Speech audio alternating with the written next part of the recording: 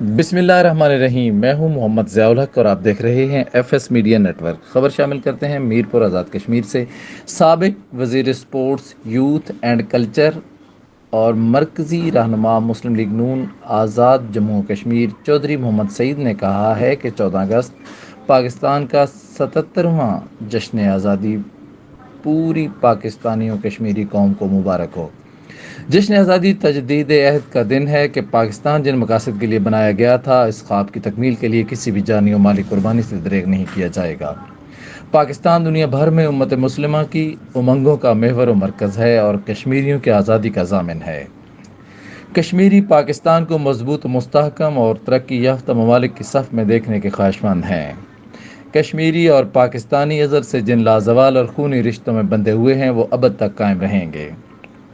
پاکستان ترقی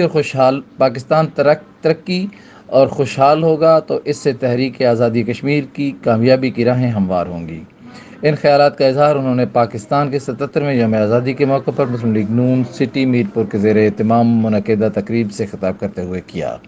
تقریب میں چیئرمین جموں و کشمیر فورم فرانس، ممبر مرکزی مجلس عاملہ مسلم لیگ نون اور سابق کوآرڈینیٹر وزیر اعظم آزاد کشمیر برائے یورپ چودھری نعیم اختر نے خصوصی شرکت کی۔ تقریب کی صدارت سٹی صدر مسلم لیگ نون محمد فاروق چوہان نے کی، جبکہ اسٹیج سیکرٹری کے فرائض مرزا عزیز الرحمان ایڈوکیٹ نے سر انجام دیے۔ تقریب میں مسلم لیگ نون کے رہنماؤں، ممبرز مسلم لیگ نون مجلس عاملہ، کونسلرز مسلم لیگ نون یوتھ ونگ اور MSF-N کے نوجوانوں نے کثیر تعداد میں شرکت کی۔ اس موقع پر تقریب سے خطاب کرتے ہوئے چیئرمین جموں و کشمیر فورم فرانس، ممبر مرکزی مجلس عاملہ مسلم لیگ نون اور سابق کوآرڈینیٹر وزیر اعظم آزاد کشمیر برائے یورپ چودھری نعیم اختر نے کہا کہ اس وقت پاکستان کو جن اندرونی و بیرونی چیلنجز کا سامنا ہے، اس سے نکلنے کے لیے اسلامی جمہوریہ پاکستان کی تمام سیاسی، سماجی، مذہبی جماعتوں، صنعت کاروں، تاجروں، وکلاء، صحافیوں، سرکاری ملازمین اور سول سوسائٹی کے ہر فرد کو کلیدی کردار ادا کرنا ہوگا۔ ملک کو کمزور کرنے والوں کا ہر سطح پر محاسبہ کیا جائے اور انہیں عبرت کا نشان بنایا جائے۔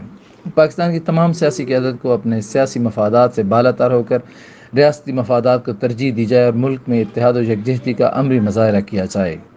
وہی قومیں دنیا کی ترقی کی دوڑ میں آگے جاتی ہیں جن میں اتحاد و یکجہتی اور آگے بڑھنے کا حوصلہ اور عزم مضبوط اور مستحکم ہو۔